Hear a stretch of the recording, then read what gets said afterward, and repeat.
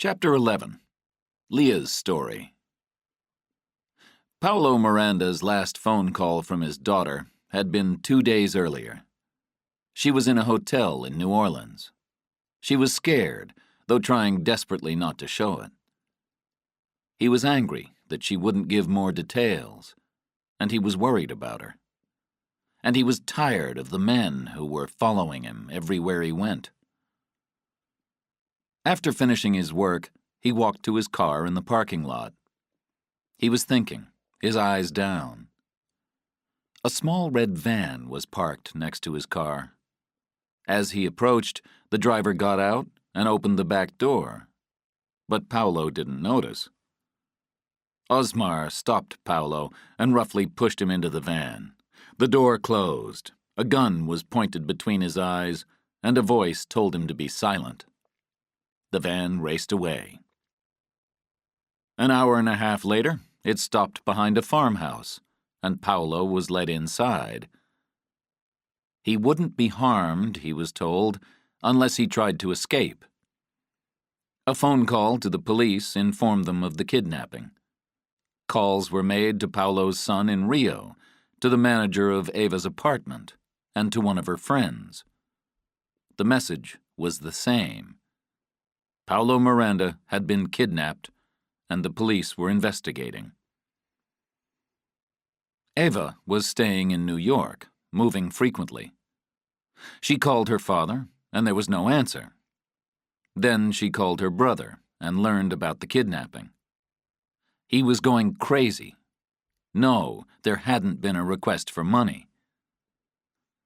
Against Patrick's specific instructions, she called him, speaking in Portuguese. "Patrick, it's Leah," she said, trying to show no emotion. "What's wrong?" he asked in Portuguese. He wasn't pleased to hear her voice. "It's my father," she said, and told him the story of Paulo's disappearance. "I have to go home." "No, Leah," he said calmly. "It's a trap. They're not asking for money. They want you." She played with her hair and watched the people rushing by. "So what do I do?" "Go to New Orleans. Call Sandy when you get there." While she waited at the airport, she thought about her father and the terrible things they could be doing to him. They were hurting him because of her, and there was nothing she could do. Patrick called Sandy. "She's in serious danger. Be extremely careful when you go to meet her," he said.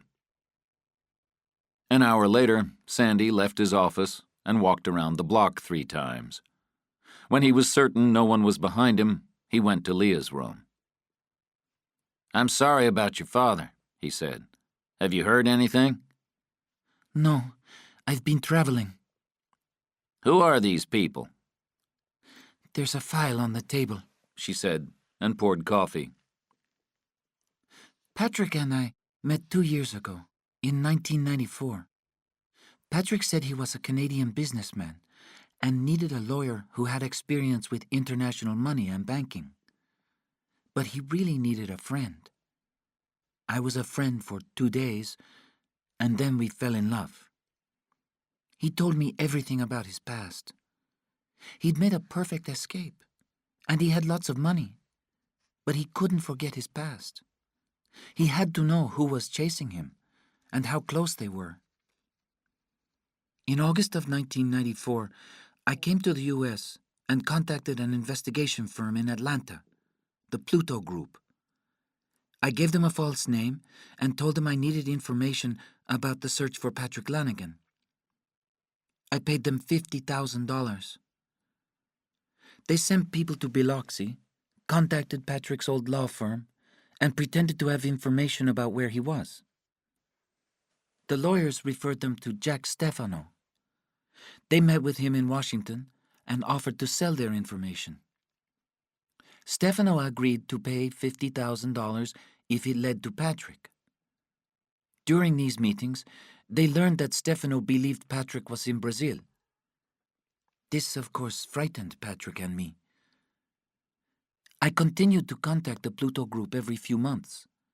They were hired to follow Stefano's investigation.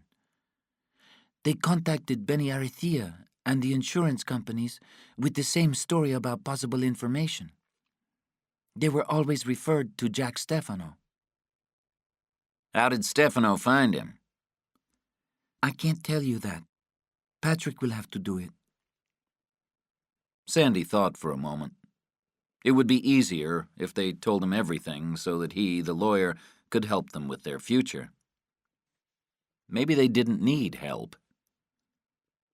Leah handed him the file from the table. These are the people who have my father, she said. Stefano? Yes. I'm the only person who knows where the money is, Sandy. The kidnapping is a trap. How does Stefano know about you? Patrick told them. You've seen the burns, haven't you? Sandy stood. Then why didn't Patrick tell them where the money is? Because he doesn't know. I have control of it. Now I'm being chased, and my father's caught in the middle. What am I supposed to do? She opened a drawer and removed another file. This contains information about the FBI investigation of Patrick. The agent in charge is a man named Cutter in Biloxi. As soon as I knew Patrick had been captured, I called Cutter. It probably saved Patrick's life. I told him that Patrick had been found by people working for Jack Stefano. We think the FBI went straight to him and threatened him. His people in Brazil tortured Patrick for a few hours, almost killed him, and then gave him to the FBI. Sandy listened with his eyes closed tight. Go on, he said. 2 days later, Stefano was arrested in Washington. How do you know this? I'm still paying a lot of money to the Pluto Group. We suspect that Stefano's talking to the FBI, while at the same time he's quietly following me. And my father. What am I supposed to tell Cutter? First, tell him about me. Tell him that I'm making decisions for Patrick, and I know everything. Then, tell him about my father.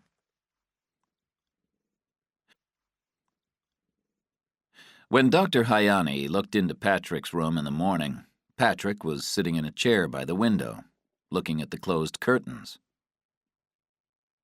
Patrick, are you okay? He asked.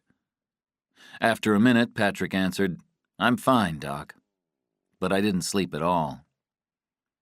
You're safe now, Patrick. The sun's up. When he left, Patrick got up and walked to the door. Did you sleep well? The guard at the door asked, as he did every morning. I slept safe, Eddie. Thanks, Patrick said, as he did every morning. He returned to his room and did some exercises. The routine was the same every day. He wanted to be Danilo again, with his quiet life in his small house. He wanted to walk along the streets of Pontapora and run in the country. He missed Brazil, and he missed Eva, her soft touch, her beautiful smile. He couldn't live without her. He'd escaped before. Why couldn't he escape again? He'd have a perfect life with Eva. He'd put her in danger, and now he must protect her. Could he do it again? Or had his luck ended? Sandy met Cutter at 8 a.m. Do you remember that phone call you received 13 days ago? Sandy asked. The lady from Brazil? Cutter said he did, and Sandy continued, I've met with her a few times. She's a lawyer for Patrick. He quickly explained most of what he knew about Leah, though he never mentioned her name. Then he asked about the Stefano investigation. Cutter became cautious. How do you know about that? The lady from Brazil knows all about Stefano. Remember? She gave you his name.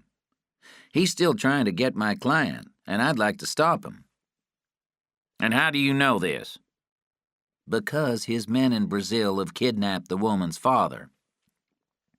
Cutter's mouth opened, and he looked at the ceiling. Then it made sense. Does she know where the money is? That's a possibility. The kidnapping is an effort to make her go back to Brazil. Then they'll capture her and treat her like they treated Patrick. It's all about money. There's not much we can do about it.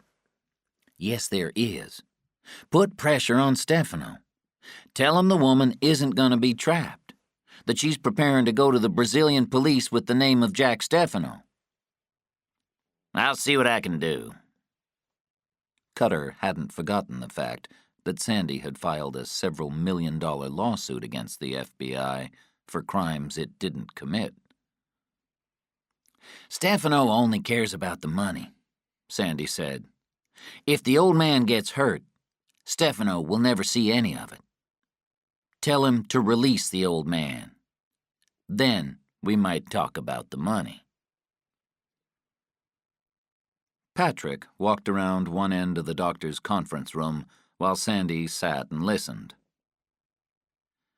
Things are changing, Sandy, Patrick said without looking at him. We have to move fast. She won't stay here while her father's missing. As usual, I'm confused, but I'm just the lawyer. Why should I know anything? She has the files and records and the story. There's a beach house at Perdido. She's waiting for you there. And I'm supposed to change all my plans and race over there right now? Sandy said angrily. I have other clients. I have court this afternoon. My daughter's got soccer. I'm sorry, Sandy. I couldn't know about a kidnapping. Try and understand. Sandy took a deep breath. What might we discuss at the beach house? Arathea.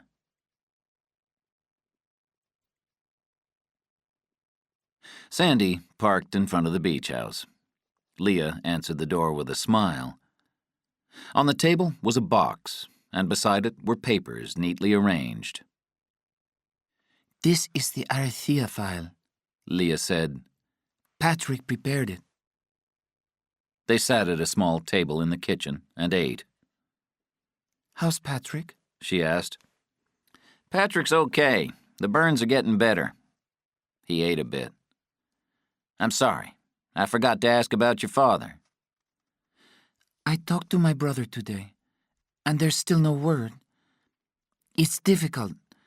I can't go home, and I can't stay here. I'm very sorry, Leah. He asked more questions, general questions, not about the kidnapping, as he ate. She didn't touch her food. When he finished, they moved to the table with the box and papers on it. How much do you know about the Arathea matter? She asked. Just the information that was in the paper. These documents and tapes are the evidence for everything I'm going to tell you. The Arathea claim was false from the beginning. She spoke slowly. Benny Arathea made the plan to cheat both his company and his government. He was helped by some very good lawyers, Patrick's old firm, and a senator, Bogan's cousin, in Washington. Patrick was a new partner then. He wasn't included in the Arathea plan, but he knew something was happening. He found out that the secrecy was because of Arathea, and he was patient. He pretended to notice nothing, but he was gathering evidence. A lot of it's in his box. Explain how the claim was false. Arathea ran new coastal shipyards in Pascagoula. It's a small division of Platte and Rockland. I know all that. They have big defense contracts and are known for cheating the government. That's right.